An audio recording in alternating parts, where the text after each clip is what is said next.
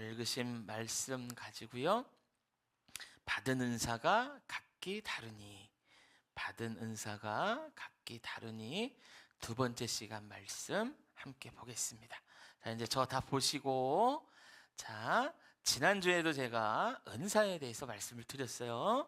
그러면서 특별히 여러분 예언의 은사에 대해서 말씀을 드렸습니다.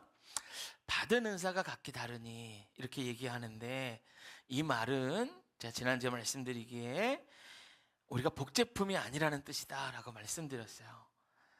또 하나는 몸된 교회 안에 각각의 역할들이 있다, 이 말을 하는 것이다 라고 말씀을 드렸죠. 그래서 누구도 은사가 없는 사람은 없어요.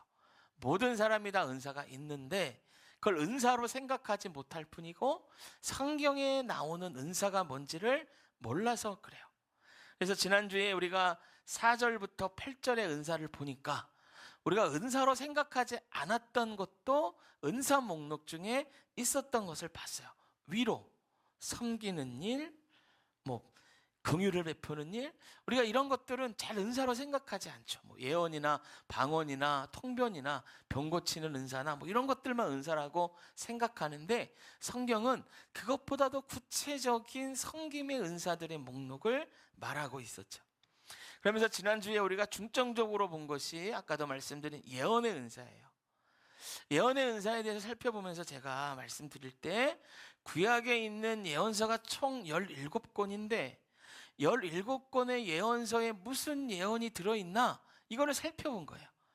그랬더니 메시아 예언이 2%, 그리고 미래에 대한 예언은 6%가 있었고, 그 나머지 92%가 뭐냐면 말씀, 율법을 중심으로 한 현실에 기반으로 한 예언이었어요. 그러니까 무슨 얘기냐? 하나님 말씀을 듣고 네 삶을 지금 고쳐야지, 안 그러면 네 미래는 망해, 너 그러면 하나님에게 버림받아, 이런 이야기예요. 현실을 중심으로 한 현실의 예언이에요. 그러니까 예언자들은 여러분 A와 B를 놓고 뭘 선택해야 손해 안 봐요, 이 얘기한 게 아니라는 거예요. 말씀으로 현재의 삶을 바꾸도록 하는 게 예언이에요. 왜냐하면 현재에 내가 변함이 없는데, 나는 그냥 이렇게 예수 믿는데 미래에 가면 주님 복 주실 거예요, 이 말이 소용이 없는 거예요. 지금 내가 바뀌어야 미래가 바뀌는 거예요. 그래서 예언서의 무려 92%가 현실 속의 율법을 중심으로 한 예언이었어요. 그런데 이런 예언이 지금도 모든 교회마다 선포되고 있어요. 그게 뭐라 그랬어요? 설교라고 말씀드렸어요.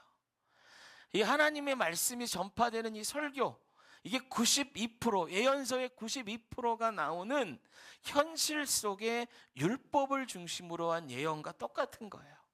그럼 우리가 어떻게 해야 돼요? 말씀을 들으면 말씀을 듣고 행하여 지금 현재의 나를 고치는 겁니다. 그래야 지금 내가 변해야 미래의 내가 바뀌는 줄로 믿습니다. 할렐루야. 이게 예언에 올바로 반응하는 모습이라고 말씀을 드렸고, 그래서 선포되는 이 말씀에 반응하여 자기 신앙을 온전히 세우고 하나님의 몸된 교회를 든든히 세워가는 저 여러분이 되자는 말씀을 지난주에 드렸어요. 할렐루야. 자, 기억나시죠? 자, 저 다 보시고, 자, 이제 예언에 대해서 한 번 더 말씀을 드리고요, 그리고 또 나머지 은사들에 대해서 말씀을 좀 드리도록 하겠습니다. 자, 예언에는 여러 기능이 있어요. 분명히 92%의 많은 예언이 현실 속의 말씀을 중심으로 한 예언이에요. 삶을 지금 바꾸도록 하는 예언이에요. 그런데 성경에 보면은 나머지 한 6% 정도는 뭐가 있냐면 미래에 대한 예언이 있단 말이에요.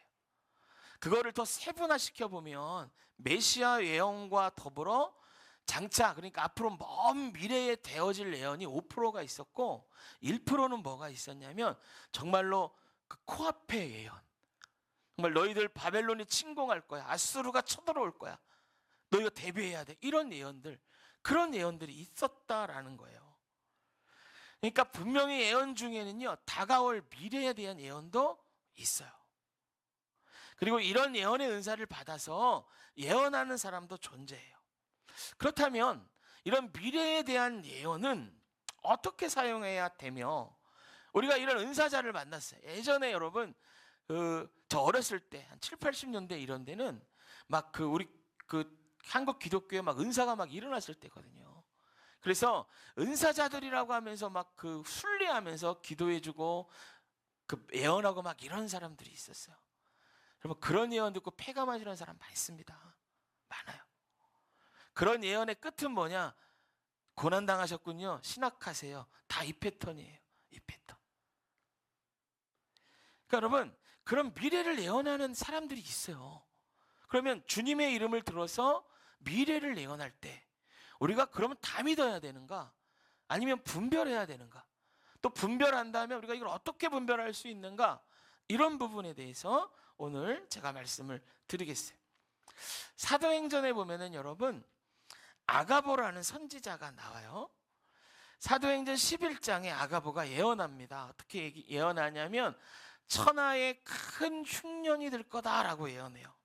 그리고 이 예언 뒤에 글라우디오 황제 때에 로마 전역이 큰 흉년이 들죠.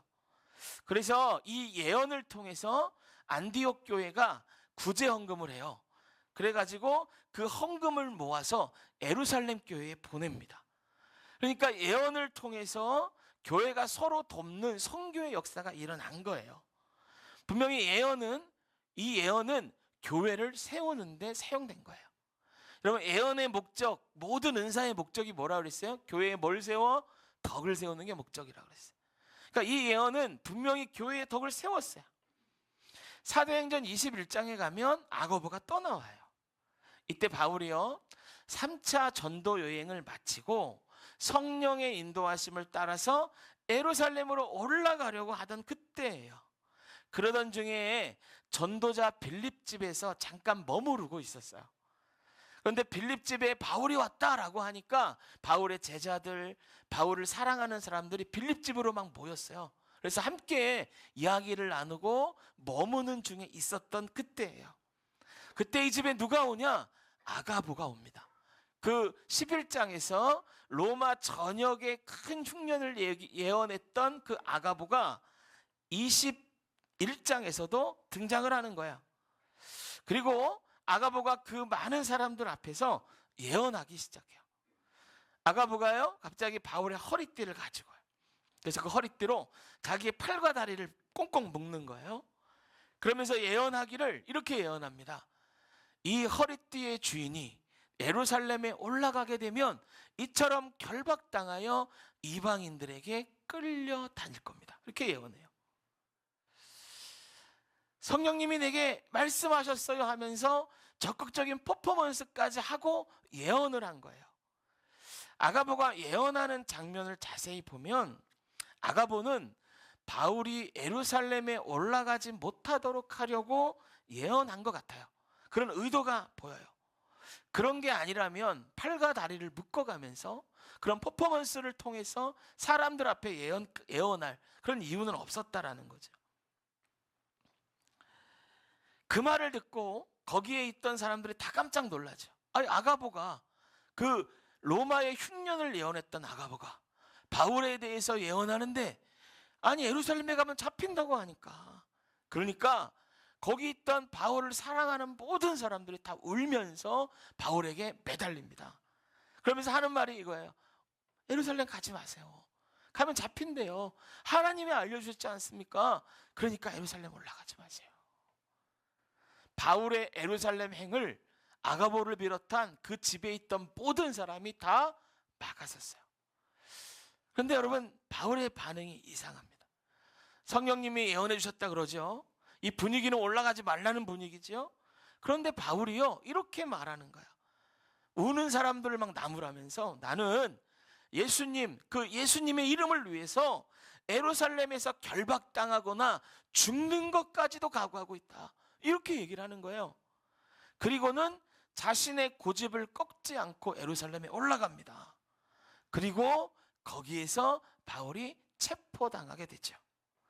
이렇게 보면 아가보의 예언은 정확했던 거예요. 그럼 여러분 생각해 보십시오. 바울이 고집이 세서 자기가 결정한 일은 예언이라도 꺾지 않고 그냥 올라간 건가?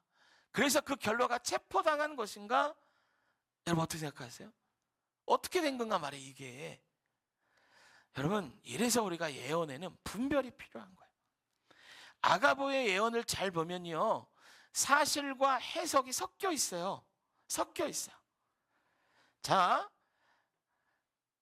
사실은 뭐냐?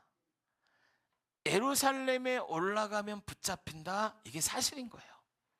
근데 해석은 뭐냐? 그래서 올라가면 안 된다. 이게 해석인 겁니다.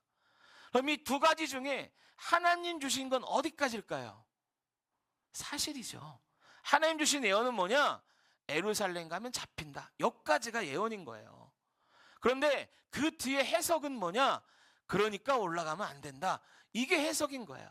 이 해석은 예언하는 아가보와 예언을 들었던 사람의 생각이 덧붙여진 겁니다.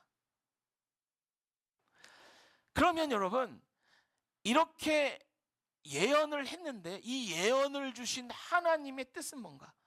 정말 중요한 것은 예언을 통하여 하나님의 뜻이 이루어지는 거잖아요. 그러면 제일 중요하게 생각해야 되는 게 이겁니다. 예언자의 마음도 아니고 듣는 사람의 마음도 아니고 하나님의 마음이 뭔가를 봐야 되는 거예요. 하나님께서는 바울이 3차 전도 여행을 마치고 체포당해서 그 상태로 안전하게 로마까지 갈 수 있도록 다 세팅을 해놓으셨어요. 여러분 로마까지 가는 길에 해적이 들끓고요, 도적이 들끓고요, 위험한 길이에요. 그런데 거기를 로마의 군인이 지켜주는 가운데 무사히 갈 수 있도록 하나님은 세팅을 해놓은 거예요. 그래서 어떻게 되냐? 3차 전도 여행 마치고요, 바울이 예루살렘에 올라가죠. 그리고 체포당합니다. 가이사라의 총독 벨릭스에게 잡혀서 2년간 감옥에 있어요. 그 후에 베스도 총독과 아그리빠 왕 앞에서 또 재판을 받아요. 이게 중요해요. 그런 다음에 무죄를 선고받습니다. 이 무죄를 선고받았다는 것 때문에 바울은 이제 로마로 가게 되는데 다른 죄수들과는 다른 취급을 받는 거예요. 그리고 로마 황제 앞으로, 왜냐하면 바울이 항소하거든요. 로마 시민권이 있기 때문에 항소하면 로마에 가서 황제 앞에서 재판받는 거예요. 바울은 이걸 다 계산하고 있었어요. 그래서 무죄 받자마자 항소해서요, 이제 로마 군인들의 보호를 받으면서 로마로 가고 로마에서 2년간 있으면서 복음을 전해요. 이게 하나님의 타임라인이에요. 여러분 이 계획이 이루어지려면 바울은 어떻게 해야 돼요? 체포당해야 되는 거예요. 그래서 바울은 담대하게, 바울도 알았거든요. 올라가면 내가 체포당할 거다. 그러니까 바울이 이 이후에 있는 하나님의 타임라인을 다 알았다. 그것까지는 제가 모르겠어요. 근데 바울이 분명히 안 건 뭐냐? 예루살렘에 올라가면 나는 체포당한다. 이거 알았단 말이에요. 그래서 바울은 담대하게 올라가려고 하는데, 그런데 아가보와 바울을 사랑했던 사람들이 예언을 듣고 어떻게 해요? 바울을 막아서고 있는 거예요. 여러분 자기도 모르는 사이에 예언자와 예언했던 사람들이 뭐하고 있냐? 하나님을 막아서는 사람이 된 거예요. 그렇다면 왜 하나님은 이런 계획을 굳이 아가보에게 알리셨을까? 그래서 예언하게 하셨을까? 이유는 이거죠. 여러분 2년을 재판받고 계속해서 그 일들이 있단 말이에요. 바울이 가야 되는 그 길은 쉬운 길이 아니에요. 어려워요. 힘든 길이에요. 그러면 왜 알려주셨을까요? 바울을 위해 중보하라는 거예요. 할렐루야. 바울을 위해 기도하라는 거예요. 체포당하고 이렇게 힘든 길 너희들이 사랑하는 바울이 가고 있으니 그를 위하여 기도해야 된다. 용기를 줘야 된다. 이것을 알려주시기 위하여 예언하게 하셨단 말이죠. 그런데 이걸 모르니까 어떻게 해요? 예언은 맞을지 모르나 자기의 해석을 덧붙임으로 하나님의 길을 막아서게 됐더라는 거예요. 그래서 여러분 이게 예언에 가진 한계예요. 한계. 예언을 들을 때 조심해야 되고 분별해야 되는 이유가 여기 있어요. 예언자들도 예언할 때 이거 알고 하나님이 주신 마음만 예언하도록 하는 연습이 필요해요. 그래서 예언자들에게 무엇보다 중요한 게 있어요. 고린도 교회의 디모데에게 바울이 예언에 대해서 가르치면서 14장 3절에 이렇게 얘기해요. 보이시는 분들은 같이 한번 읽어볼까요? 시작. 예언하는 자는 사람에게 말하여 덕을 세우며 권면하며 위로하는 것이요. 여러분, 똑같은 말이요, 오늘 본문 6절에 있습니다. 자, 스크린만 보시고 한번 읽어볼게요. 시작. 예언이면 예언의 믿음의 분수대로. 다시 한번 시작. 예언이면 믿음의 분수대로. 마음대로 말하지 말라는 거예요. 믿음의 분수대로 말하여 사람들에게 덕을 세우는 것인지를 살펴보라는 거예요. 믿음의 분수, 하나님이 주신 것을 넘어서지 말라는 거예요. 아가보처럼 자기의 해석을 덧붙여서 하나님의 뜻을 왜곡하지 말라는 것입니다. 그래서 예언의 은사를 받은 사람은 이것을 알고 예언해야 되고요, 듣는 자도 예언을 분별해야 돼요. 할렐루야. 다시 한번 아멘 합시다. 할렐루야. 그래서 여러분, 예언자들 이런 예언을 들을 때 분별하고, 잘 모르겠으면 그 영적 지도자한테 상담하는 거예요. 저한테 물어보시고 같이 기도할 수 있고, 그렇게 해서 하나님이 알려주시는 그런 예언, 그런 말씀 안에 굳건히 설 수 있는 저 여러분 되시기를 바랍니다. 할렐루야. 자, 이제 다음 이제 그 은사들에 대해서 한번 봅시다. 나머지 성경에 나온 은사들에 대해서 쭉쭉 볼 텐데, 난 은사 없어, 난 은사가 뭔지 모르겠어 라고 말하시는 분들은 한번 쭉 목록을 보시면서 내 은사가 어떤 건지도 한번 생각해 보시면서 들어보셨으면 좋겠습니다. 자, 7절에 무슨 은사가 나옵니까? 자, 7절, 저기 7절. 자, 여기 그 스크린 보시고 한번 같이 읽어볼게요. 시작. 섬기는 일이면 섬기는 일로. 섬김에 대해서 나와요. 섬김은 디아코니아예요. 헬라어로 실질적인 봉사입니다. 신약 성경에 34회 정도가 나와요. 이 단어가 복음서에도 한 번 나오는데, 그 한 번이 어디에서 나오냐면, 예수님이 그 마르다와 마리아의 집을 방문할 때 마르다가 예수님의 식사를 준비하는 장면이 나와요. 거기에서 디아코니아, 봉사라는 단어가 쓰입니다. 그러니까 봉사는요, 실질적인 거예요. 식사 시중을 드는 것. 더 넓은 의미로 보면은 육신의 식물을 사람들에게 제공하는 것. 그래서 이것들을 섬김이라고 하죠. 그래서 여러분, 섬김의 은사가 있는 사람들은 남들의 필요에 민감합니다. 그래서 저 사람이 뭐가 필요하구나, 이런 것들을 바로바로 알아차리게 돼요. 하나님이 그런 마음을 주시는 거예요. 자, 그리고 그 다음에 보면, 자, 봅시다. 읽읍시다. 시작. 가르치는 자면 가르치는 일로. 가르치는 은사가 나와요. 가르치는 은사는 뭐냐면, 진리를 가르칠 때 납득이 되도록 명료하게 설명해 주는 거예요. 그래서 뭔가를 설명하는 게 남들이 들을 때 저 사람이 설명해 주면 잘 들려. 그러니까 저 같은 설교자가 그런 은사가 있으면 좋죠. 설교 말씀이 잘 들리고 헷갈리지 않게 되고, 이게 이런 거구나, 명료해지고. 이게 가르치는 은사입니다. 그 다음에 8절에 보면 시작. 위로하는 자면 위로하는 일로. 한 번 더. 위로하는 자면 위로하는 일로. 자, 위로하는 은사가 나와요.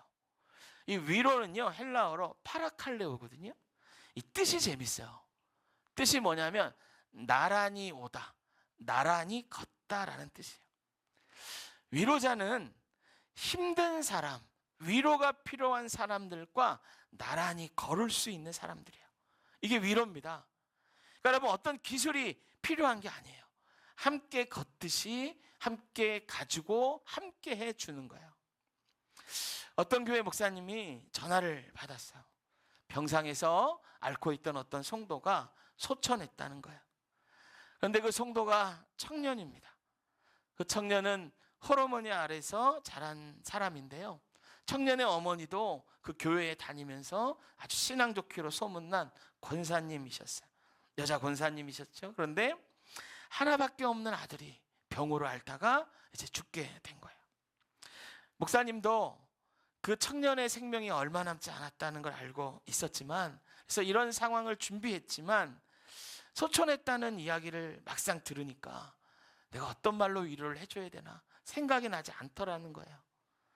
하나밖에 없는 아들을 잃은 그 어머니에게 어떤 위로를 해야 할까 도무지 답이 없더라는 거예요.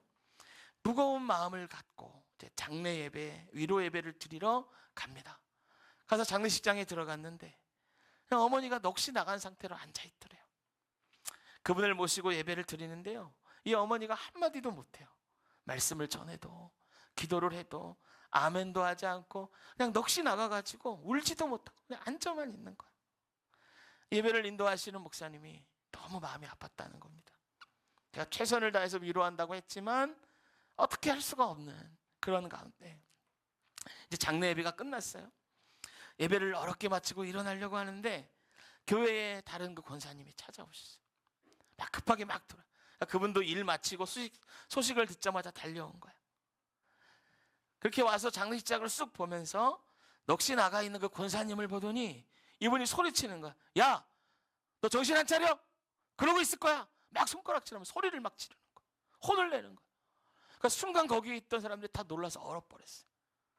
아니, 하나밖에 없는 아들이 죽었는데, 그래서 넋이 나가 있는데 너 정신 차려! 라고 막 외치니까 다 놀란 거야. 근데 더 놀란 건 이 자기 아들이 죽은 그 권사님 반응이에요.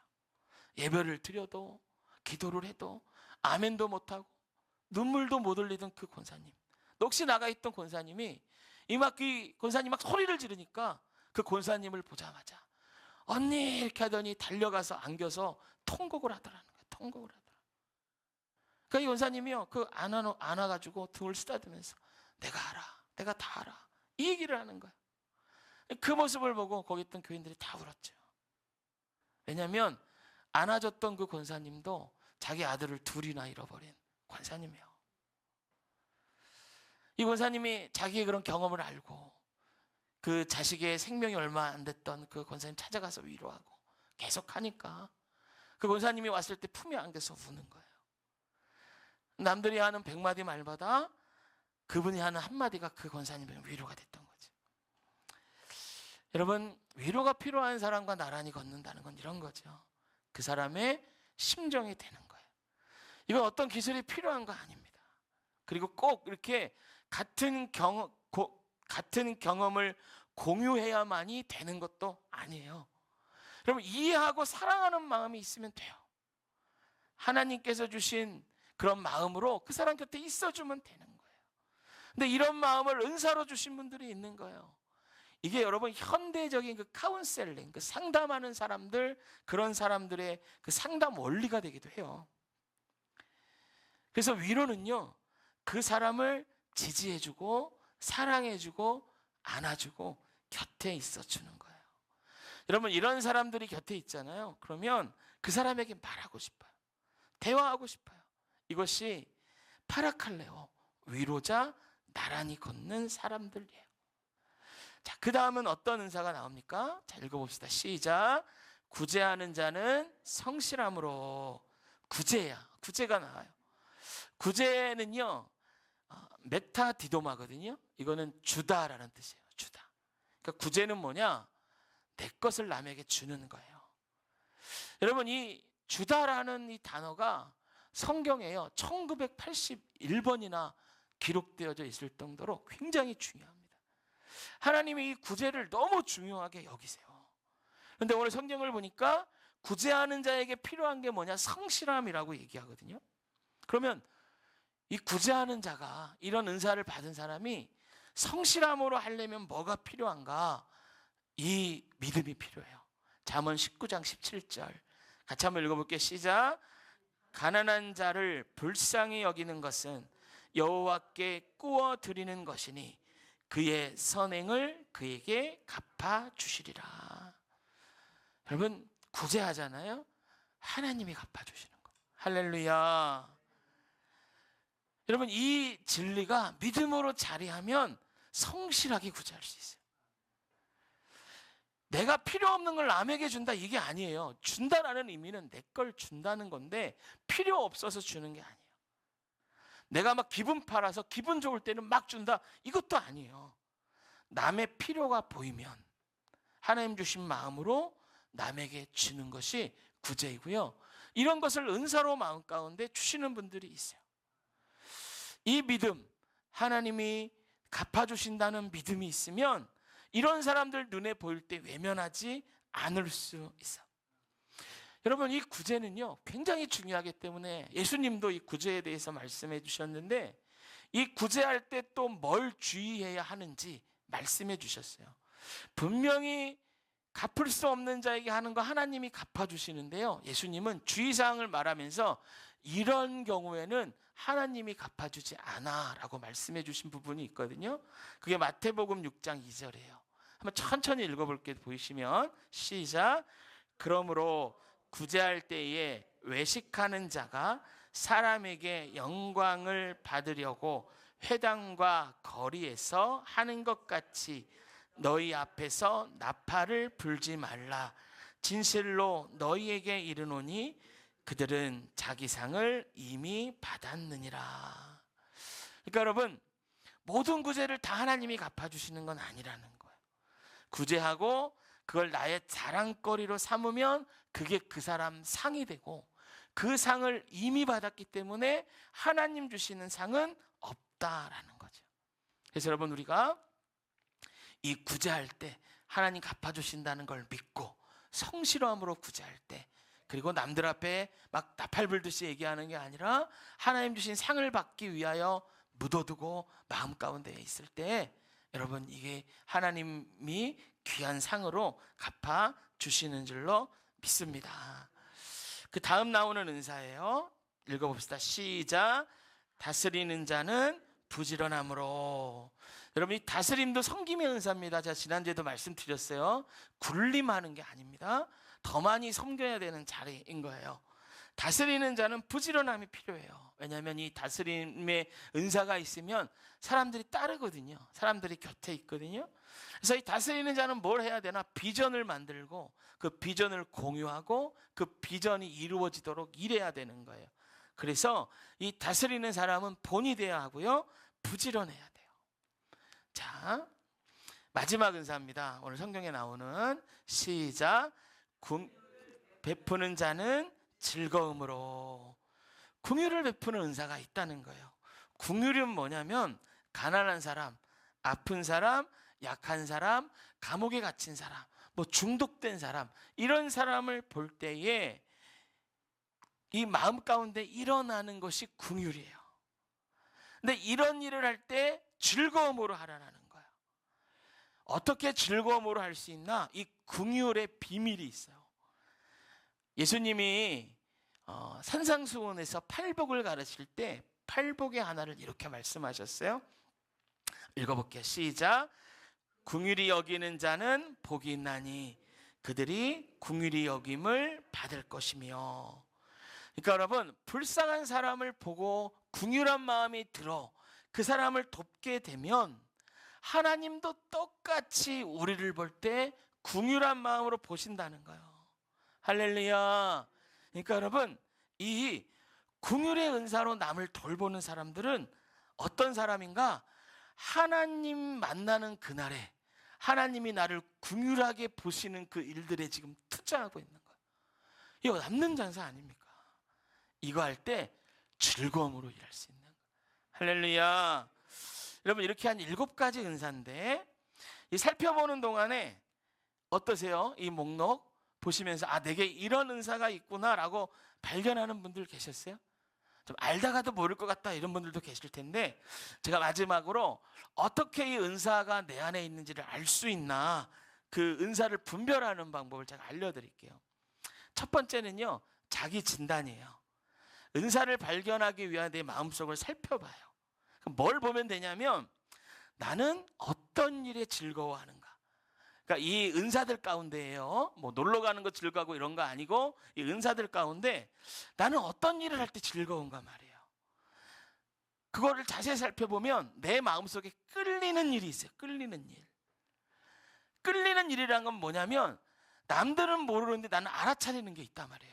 나 저렇게 보니까 저 사람 어디가 아픈 것 같아. 아니, 남들은 그냥 지나치는데 내가 보니까 느껴져요. 교회의 부분을 보면서 우리 교회에 이게 부족한 것 같아. 내가 이렇게 섬기면 될 것 같아. 이런 것들이 캐치되는 분들이 있어요. 이게 하나님 주신 은사가 발휘되는 부분들이에요. 할렐루야. 필요가 느껴져요. 필요가. 여러분, 가난한 사람에 대한 부담감이 있습니다. 교회의 어떤 부분에 대한 부담감이 있습니다. 상담이 필요한 사람에 대한 부담감이 있습니다. 사람들에게는 안 보이는데 내게는 것들이 보여집니다. 이게 여러분 하나님 주신 은사가 발휘되는 거예요. 두 번째는 경험하는 겁니다. 무슨 말이냐면요, 어떤 은사든지 마찬가지예요. 사용해 보기 전에는 그런 은사가 내게 있는지 모를 때가 많아요. 여러분, 섬기기 전에는 어떤 은사가 내게 있는지 알 수 없어요. 그런데 섬기게 되면 그 은사가 내게 있구나라고 깨달아 알게 돼요. 이렇게 자기의 영적 재능을 알아차리게 되는 거예요. 그래서 여러 곳에서 몸된 교회와 성도들을 섬기면서 은사를 발견하고요, 발전시켜 나가는 거예요. 은사는 딱 떨어지게 내게 이런 은사가 있다라고 생각되어지지 못하는 부분들도 있을 수 있어요. 하지만 은사를 사용하다 보면 그 부분이 더 개발되어지고요, 내가 은사라는 걸 알게 되고요. 제가 지난주도 말씀드렸죠. 은사라는 걸 아는 것과 모르는 건 큰 차이가 있다. 괜히 남 눈치 보게 되고 이런 게 아니라 정말 순풍에 돛을 단 것 같이, 날개를 단 것 같이 하나님의 일을 힘있게 능력있게 할 수 있게 된다라고 말씀을 드렸어요. 여러분, 섬기고 위로하고 궁을 베풀고 이런 은사를 가진 사람들이 교회 안에서 한 팀이 된다고 생각해 보세요. 얼마나 놀라운 일들이 교회 안에 생기겠습니까? 얼마나 놀랍게 교회가 든든히 서가겠습니까? 생각만 해도 벅찬 일이죠. 사랑하는 성도 여러분, 이제 말씀을 마무리합니다. 하나님이 우리 모두에게 각자 각각의 은사를 주셨어요. 그래서 먼저는 교회를 섬기고 더 나아가서는 세상을 섬기도록 하셨어요. 그래서 우리에게 어떤 은사가 있는지를 알고 그 은사를 두려움 없이 사용하는 저 여러분 되시기를 축복합니다.